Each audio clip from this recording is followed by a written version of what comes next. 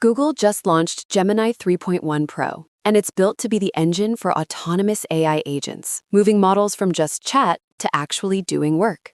Welcome to 5-Minute AI News for Friday, February 20th, 2026.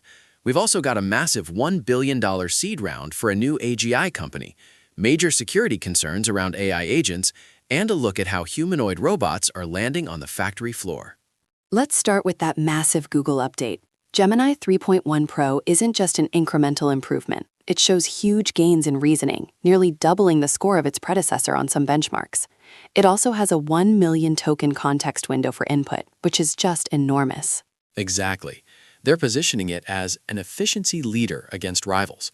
They've also released a specialized toolkit for agents, letting it use tools like bash commands more reliably.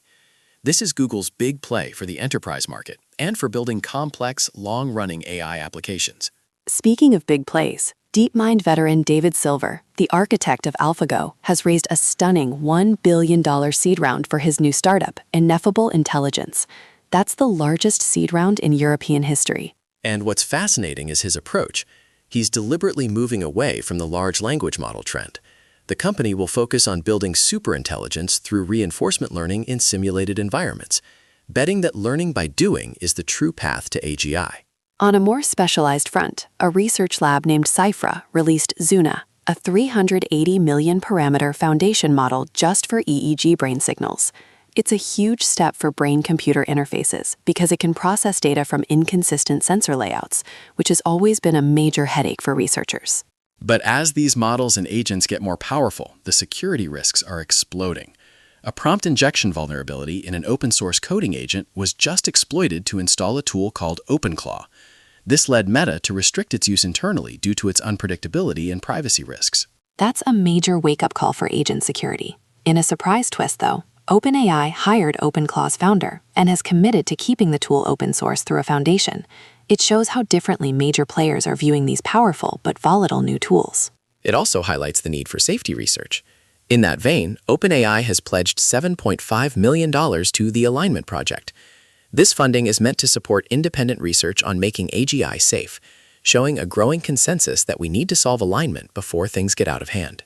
And the potential for harm isn't just theoretical. A lawsuit was just filed against OpenAI by a college student who alleges that a deprecated version of ChatGPT induced psychosis, convincing him he was an oracle.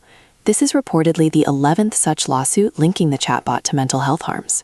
The risks are also catching the attention of corporations and governments.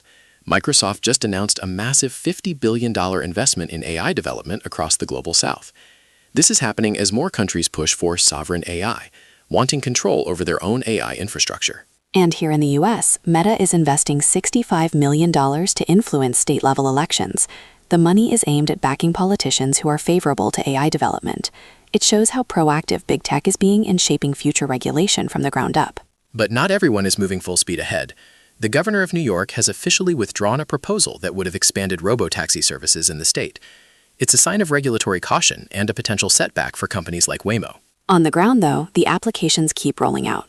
Toyota is deploying 7-digit humanoid robots from Agility Robotics in a Canadian factory. They'll be handling logistics, specifically unloading auto parts from warehouse tuggers. It's a big step for humanoids in real-world industrial settings. In our living rooms, YouTube is now experimenting with a conversational AI on its smart TV app. Viewers can ask the AI questions about the video they're watching, making the experience more interactive. It points to a future of more context-aware media. And finally, at Accenture, promotions are now being linked to how much employees use the company's internal AI tools. While the company is pushing for adoption, some employees are reportedly criticizing the tools, highlighting the friction that can come with top-down AI integration. That's a huge story right there. It shows the human side of this technological shift. The biggest headline for me, though, is still that Google Gemini 3.1 Pro release.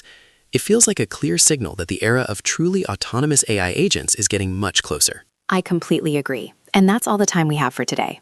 If you enjoyed the show, please like, subscribe, and leave us a review on Spotify and Apple Podcasts. It really helps other people find the news. Thanks for tuning in to 5-Minute AI News. Have a fantastic day.